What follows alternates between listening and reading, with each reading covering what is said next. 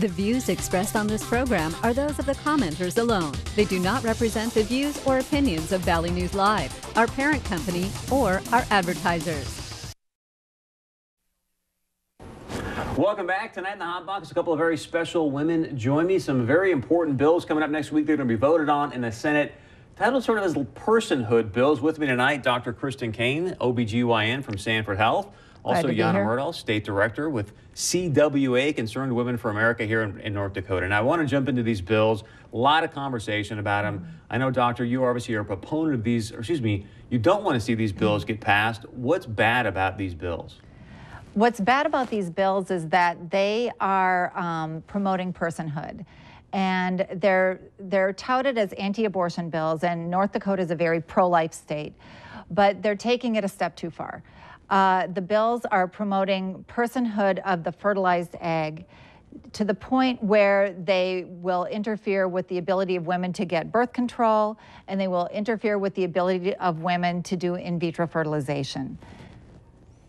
And Jan, obviously, I know you're pro-life, and you say, hey, wait a second, these are great bills. They should get passed. Well, it's interesting. Yeah, I'm glad you use the word bills, because there's about 7 pro-life bills. Now, the ones that Dr. Kane is relating to are personhood bills. This year, Concerned Women for America, we did not testify on those bills. There are still amendments being done there.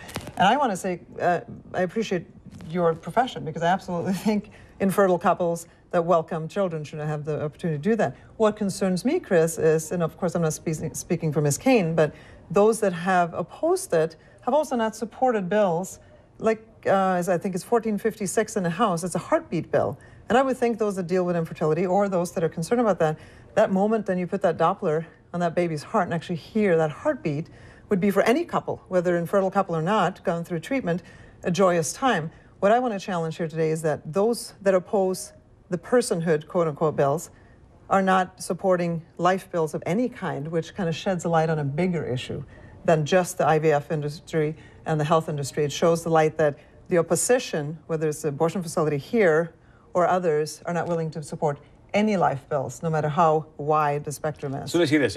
If the Senate bill, which is the one that deals more with the in vitro, if that was changed so that it was easier for women to store more eggs, then would you be in favor of it? Well, the bill does not say that you can't store frozen eggs. Actually, it does. It says that in very specific language that there is to be no freezing of embryos and embryos, not eggs. Right, but there's a difference. And embryos is what we do in North Dakota. Freezing of eggs is still an extremely new technology. Less than 1,000 babies have been born globally from frozen eggs. It's a wonderful technology once it becomes widely available, but right now, all we have available to the women of North Dakota is freezing of embryos. And again, like I said, there's already amendments on the table. 2 years ago, we went through this, and we got amendments through to the point where actually there was a vote going to be on the floor that did not disturb these things. So we're in an amendment process, even I think in Bismarck as we speak. I have amendments right here that are too long to read now. So I think we need to approach those issues. I agree with that. However, the broader picture is there's several other bills. There's another bill, frankly, that says that as a woman, and I think this is a pro-women bill, let's say I go and have an abortion at 16 weeks or whatever here in Fargo, and I get a perforated uterus. My doctor or the doctor at the clinic does not have privileges to follow me over to the hospital and continue my care. We are saying absolutely for pro-women, we should have continued care with our doctor. Several groups, and again, I'm not speaking for Ms. Kane and the IVF industry, absolutely not. I'm not a medical person, but all of these groups jointly are still opposing that. So we have a bigger picture here, Chris. Do you oppose that, doctor? I do oppose the abortion bills because they're all tied to the personhood bill. Do you oppose the specifics about shouldn't the doctor be able to go along with this woman if there's a perforated uterus or any other complications? Well, let's look at the facts here. Abortions aren't done that late in pregnancy in North Dakota, and actually that's not done 16 weeks. The record of the Red River Valley Clinic has been excellent. They've had so few complications that they haven't had the need of having a doctor on call for having admitting privileges to the hospital. So this is just a backdoor way to limit access to care for women. And not only that, there are specific... How's it limiting access care when she says she's trying to expand it? Let me first answer that, though, because the administrator of the Red River Clinic spoke under testimony 2 days ago that they do abortions up to 16 weeks. She's talking about 12 weeks and up. From 12 weeks to 16 weeks, complications are higher on the national level. We don't know the numbers of the Red River Clinic. All we do is believe what they say. But of course, the privacy, nobody's going to come forward from having had an abortion and say I had complications. So But overall, what I cannot comprehend is that we are in a nation now, 40 years from Roe, where we can see that beating heart, we can see that baby. And when, by the way, when the people testifying against us on any of these bills stood up, they were asked, well, at what time do you protect a child? 3 months, 6 months, 9 months, 12 months? The director of this facility said, well, I wouldn't, and this is her quote from a public testimony, I wouldn't kill a born child. So where is the limitation? Dr. So we're saying, where's the limitation? With the heartbeat bill that's coming out of the House, once there is a heartbeat, are you okay with saying, hey, you know, once we know that heartbeat's there, then there shouldn't be an abortion, or are you still pro-choice at that point? You know, the problem with the heartbeat bill is it eliminates the option for terminations for fetal abnormalities, which can have a beating heart. And in the case in the woman who tragically died in Ireland, she died because that fetus still had a beating heart, even though it was a doomed fetus. She had rupture of membrane, she had sepsis, and no one would terminate the pregnancy to save her life because she had a beating heart. No. And so that's a perfect example why a bill like this is short-sighted, incomplete, and not adequate for our needs. I want to move on to something else first, because I want to get to this. Because of all these anti-abortion bills or whatnot and all these different things going on. I prefer to call them pro-life bills. Pro-life bills, thank you. There recently is an article came out in the American Prospect. I want to bring this graphic up and then share with you a quote from this article, basically stating that the worst state for women in the entire union is North Dakota. Here's a quote from this article. It says, conservatives may not be able to put Sandra Flukes of the world back in the kitchen, but they can make life even harder for the single mother working 2 jobs who lives next door. Yana, you're a conservative. What do you say to that? We are the largest women's organization, public policy organization in the nation. And I am so tired of women being victimized that we can't handle the curveballs that are thrown at us. Number one, we're only talking about women here. What about the second life? Does life start at conception or not? I think science proves that. Is North Dakota the worst state in the union for women? No, we're not. Absolutely not. I think it's one of the worst states for unborn children. So we can talk about women's rights. We can talk about women all day long. We need to talk about the second victim here, no matter what circumstances. One of the worst states for unborn children. Not. We're one of the few states that only has 1 abortion clinic in the entire state. Thank God. What about unborn? But to say that one of the worst states, I don't quite follow that. But go ahead. Do you think that we're one of the worst states in the union for women? I don't want to say anything bad about North Dakota. I love North Dakota. I was born and bred here. But I do think that North Dakota women face special challenges. One of the problems with North Dakota, there's so many jobs, right? We hear about what a great state North Dakota is for jobs. Yet most of the jobs are part-time. They don't have health benefits. Many of the women in North Dakota do not have health benefits. They're working 2 or 3 part-time jobs. Our Senate just voted down a Head Start bill that would have provided all kinds of care for young kids. You would think in such a pro-life state that we would be concentrating on the life after birth, but all I'm hearing, Chris, is deep concern for life up to the moment of birth. And after that, everybody's on their own. You know, and you just said something very similar to that. There are 10,000 right now. There are 22,000 kids 0 to 12 that need some sort of after-care or special care, if you will, preschool, whatnot. There's only 10,000 slots. There is definitely a huge need for what we're doing. Absolutely. And so why aren't we funding that? Why are we spending money on trying to decide if a fertilized egg deserves the same citizenship and rights as a born child?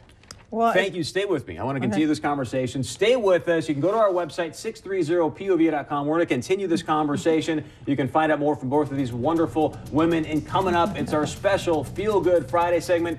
You don't want to miss it. Go to our website, join our conversation, 630pov.com. Welcome back again with me, Yana Murdahl. She is the State Director for Concerned Women for America here in North Dakota, as well as Dr. Kristen Kane, OBGYN over at Sanford Health. We've been talking about, hey, is North Dakota the worst state in the union for women? Yana, I know you were chomping on the bit. We had to move on here, so I want to give you a chance to finish your thoughts and continue the conversation. I think we were talking apples and oranges a little bit here when we were talking about the life issue, protecting the unborn life, which actually under our Constitution, North Dakota is encouraged to protect life from conception to death. But then we go into, you were talking about care for children and salaries for women. Those are really, now we're talking 2 different things here. But and I disagree with the fact that, well, there are, and often what the pro-abortion industry says, well, you don't take care of the children after they're born. That is just a blatant lie. That is not true. There are centers all over, including right here in Fargo, that do those things. Let me repeat these stats for you. Absolutely true. I want to get your thoughts. Let me repeat the stats. Right now, there are 22,000 kids that need care from 0 to 12, whether it be after school, preschool, and we have 10,000 slots. Now, this isn't Are you California. talking school, or are you talking? I'm talking after school things for Okay. kids that are probably 6 to 12. And if you look at Absolutely. 0 to 5, again, there's 22,000 for 10,000 slots. Yep. Now, if we're California, we don't have the money, that's one thing. North Dakota is supposedly got a ton of cash. And for you to say that, hey, we are completely responsible for kids once they're post-born, I don't see that. As a pro-life movement, I'm talking about. No, you're talking again long policy. I agree with Dr. Kane on that. Absolutely, we need to take care of our families. Remember, first family unit, and make sure that we have a system so that women, if they want to stay home, or men want to stay home, whatever. I grew up in the nation that we do that. I'm not privy to the bill that she's talking about, but absolutely we do, and we can work together on that. What we're saying is, why is it so valuable after it's born when it's not valuable before it's born? So let's get back to the fundamentals of what we disagree with, and hey, Dr. Kane, I'm going to give you a chance together. to comment on that. Well, we're talking about a born child, and preborn is not there yet. I'm not saying it's not existent. I'm not saying it's not important. I'm not saying that I myself wasn't thrilled from the first moment I knew I was having a baby. I'm not saying any of that. But the problem is that there is a continuum of life from the time of fertilization until birth. And what's the problem I have with these personhood bills that try to chop up the prenatal period and even the preconception period into the soul enters the body here, the soul enters the body there. I have trouble with that. How do they know? You know, they're saying, I believe this, and I'm sorry, but maybe I don't, and maybe a lot of other people don't. And what I see a lot of this, especially the personhood part, and that's really what's upsetting me the most about these bills, is the personhood piece, is that a narrow group, a small group of people has a religious belief about when life begins, and their belief is that it begins the moment the sperm fertilizes the egg. And so that fertilized eggs deserve the same consideration as a born person. And I can't agree with that. And to me, that's like putting the religious belief of a Jehovah's Witness in the legislature saying, I believe blood transfusions will send you to hell, so no one in North Dakota should have a blood transfusion, and I'm writing a bill. Okay, let me answer this. Number one, if we're talking about the specific bill, there's nothing about religion in that bill. There's nothing about a soul entering, so I would have to respectfully disagree with getting into that discussion. And number two, if a lawmaker is duly elected, and that lawmaker, whether it is the one that has sponsored these personhood bills or not, they of course have faith, and they should be able to fight for those principles and faith. If you disagree with that, then we have a constitutional republic. You unelect those people, if you will, or you elect the ones that you believe in. So I think that discussion isn't warranted here. I think the discussion is, it doesn't matter who believes when the soul enters. Science now is very clear. It's pretty much undisputed that at conception, there's the DNA, everything is there's life. The question before North Dakota legislators, I believe, and not necessarily in personhood bills, but I'm talking heartbeat bill, these other bills are, is that life in that womb worth protecting under law or not? We are saying it is worth protection under law, from conception to natural death. We need to face that as a nation. We need to face that as lawmakers, as science is clearly showing us this. Actually, science is not as clear as you think it is. And being an expert in women's fertility, reproductive endocrinology with 20 years of experience in the field, working in this very specific area and working with embryos, we know that every time an egg fertilizes, it only has about a 1 in 10 chance of actually becoming a baby. And that's if you don't do anything to it. That's if, that's even if the egg fertilizes in nature, whether it fertilizes in nature or in the lab, if you don't freeze it, if you don't, so you're saying at conception, that unique DNA in that life isn't there, then I'm saying 9 times out of 10 it amounts to nothing. But when it does? When it does, it's something, and when it's something, it becomes a baby. Then I want to ask the same question that was asked, lawmakers were asking Ms. Kromenacher and others at the clinic. At what point do we protect life, Chris? At what point are we going to decide as a society to protect life? So if it is only 1 in 10, then once it becomes this life, if you will, and you're saying 9 out of 10 times it doesn't, shouldn't then that at that moment be protected? Well, that's up to the mother to protect the life. That's up to the mother. That's her decision. Now, the laws of the land right now are up to 24 weeks. It is protected as a life. But however, even if a woman's late in her pregnancy, if she has to have that baby because she's got preeclampsia or she's got, a severe medical problem and she has to have that baby, she has to have that baby even though it's not optimal for the baby and the baby is premature. But certainly in obstetrics, that's what we do. We do everything we can to protect both the mother and the baby. What we're talking about with these other issues is when there's a problem, when there's a difference between what's good for the mother and what's good for the baby. And that goes back to why do women choose abortion anyway?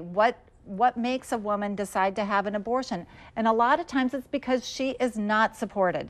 She's not supported by a man. She's not supported by work. She doesn't have the money. She feels overwhelmed by it. These are not problems of convenience. These are problems because she doesn't feel like she can do it. Well, exactly. She doesn't feel like. But you know what? A responsibility of a woman that is pregnant is to protect that child. But and what I've if gone she through, didn't I have gone through. opt for the pregnancy in the first place? What if the birth control failed and she was responsibly trying to avoid it? Well, welcome to human life on Earth. And what if she was raped? What if it was incest? There is no provision for that in this bill. In fact, they're specifically mentioned that these are not to be called a reason to do an abortion. Let me reiterate that we did not testify on these particular bills. Heartbeat on the other side.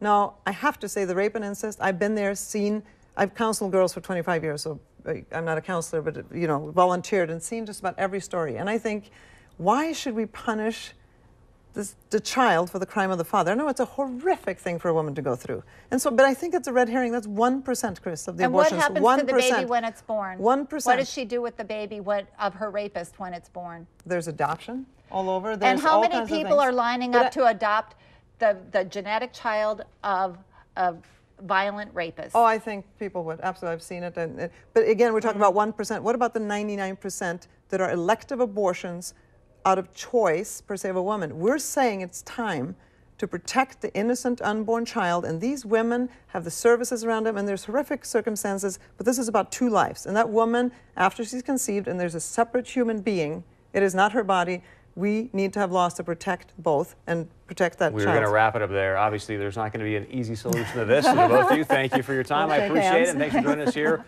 on the web exclusive about this issue.